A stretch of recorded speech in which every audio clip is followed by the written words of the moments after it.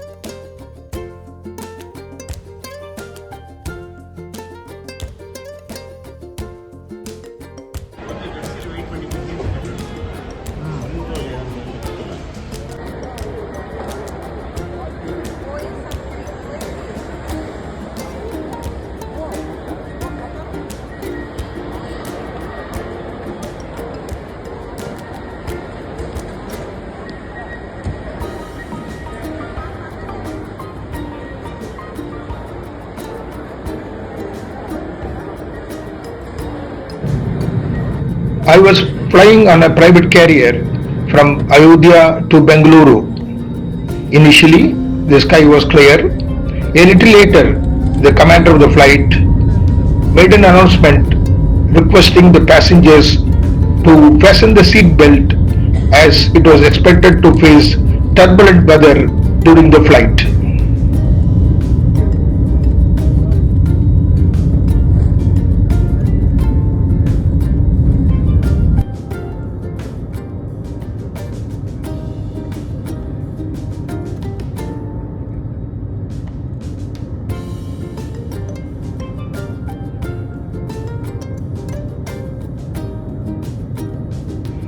The flight departed on schedule at 14:55 from Ayodhya, and after flying for over an hour, through the windows I saw clouds at all levels in the sky.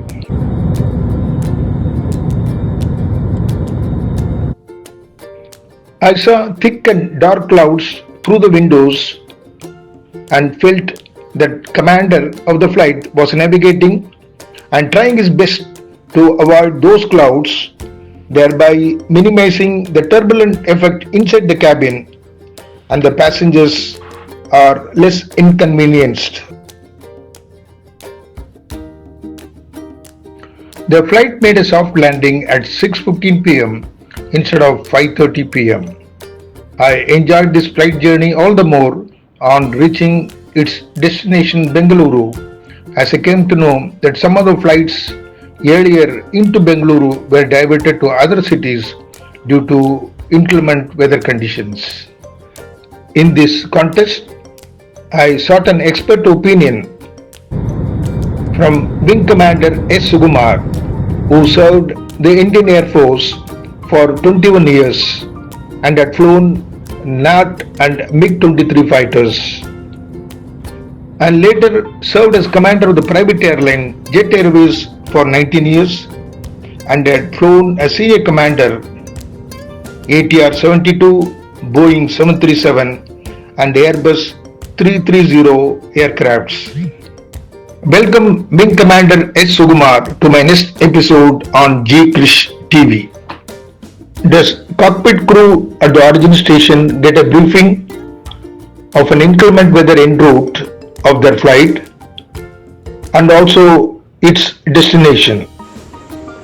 About the weather, the cockpit crew goes for a briefing pre-flight to the flight at the flight dispatch.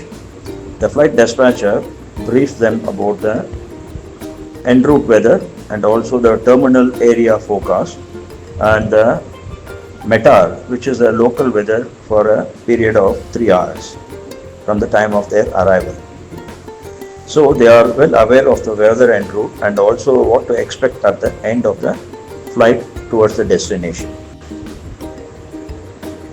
After getting the briefing from the flight dispatch, the flight crew then decides on the flight level that they have to take and any expectation of turbulent weather or clouding en route and the destination. Then they decide on taking the fuel which is required for the flight. In addition, if the weather expected at the destination is going to be marginal, they take additional fuel for a little extra hold over the aerodrome of the arrival. And also they cater for a diversion in case the weather at destination is bad, then they are capable of diverting to a nearby designated aerodrome. This is how they do the planning for the flight. While flying through thick and dark clouds in various heights or levels, how the cockpit crew are made aware about other flights flying in the nearby zone.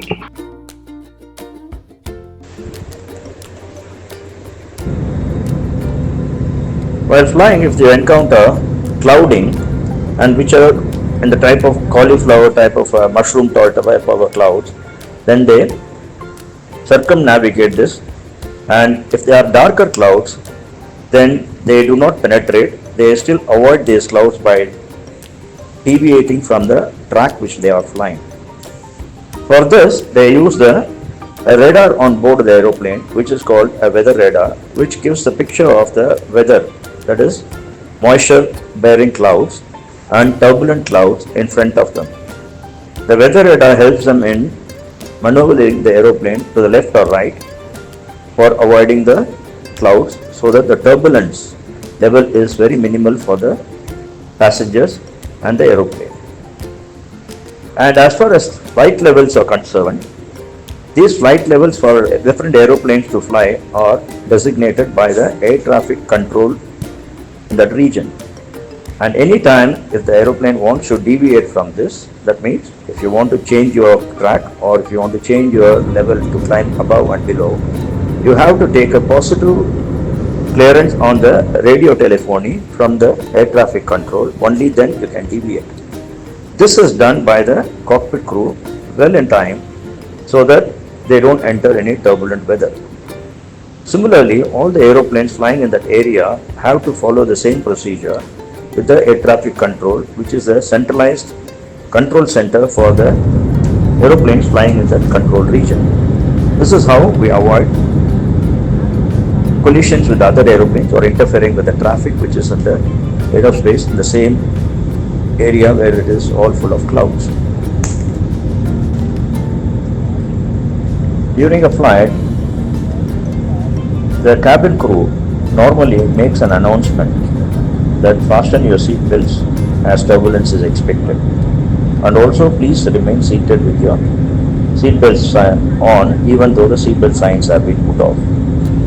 Here, turbulence is what we mean by in case you are going to enter a cloud which is going to be turbulent, and also there are certain places where the different patterns of airflow which is there in space which can cause turbulent atmosphere.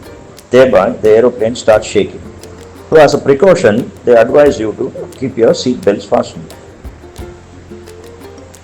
And as far as the seatbelt signs are concerned, the cockpit crew, whenever they foresee any clouds in front or a turbulent weather ahead of them, they take as a precaution to put the seatbelt signs on, and it is for the safety of all the passengers seated in the aeroplane. So one should give full attention to this and also follow implicitly so that no damage occurs to any one of the individuals on board. If too many flights crisscross the sky around that flying zone, rather thick cloudy sky environment, how does the ATC segregate so that many flights in that zone fly safely to their destination? Firstly, one should know that all the aeroplanes flying in our airspace are all under the ground control by the air traffic control, which is an organization which provides the air traffic services to all the aeroplanes. And this air traffic control provides or designates the flight level, the route to be followed by the aeroplane before the flight commences. And every aeroplane is expected and it is bound to be following the designated route and the flight level. And in case of any requirement after having taken off from an aerodrome, they are at liberty to change the flight level under the control of the air traffic control on radio telephony.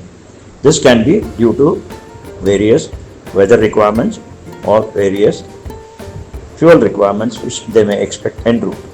Based on this, the air traffic control will coordinate with the adjacent air traffic control so that the flight level for this aeroplane from A to B is always available. And anytime the aeroplane wants to change its level, it has got to get the clearance from the ground. So at all times, whenever there are, irrespective of the number of aeroplanes which are flying, all the flights are under the control of the air traffic services on ground. So there are no aeroplanes which are in the space which is flying on its own. If such a situation occurs, that is considered to be a violation of the air traffic rules. That is why, even though there are so many aeroplanes which are flying all around the sky, you find that there is no collision information which is available or any collision threat which is available, because it is the management done by the air traffic services which are doing a phenomenal service to keep the safety of the aeroplane flying in air.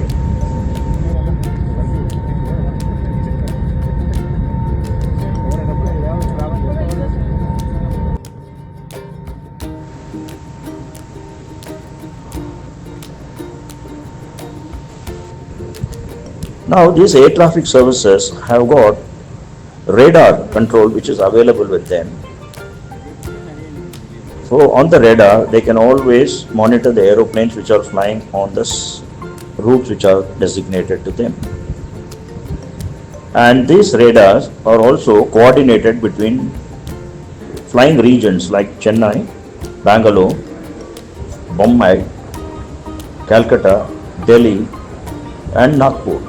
So all the aeroplanes which are flying around will always be available on ground to monitor. So by virtue of this, they keep a track of all the aeroplanes which are flying around. So there is no fear of anybody who is going to collide with others.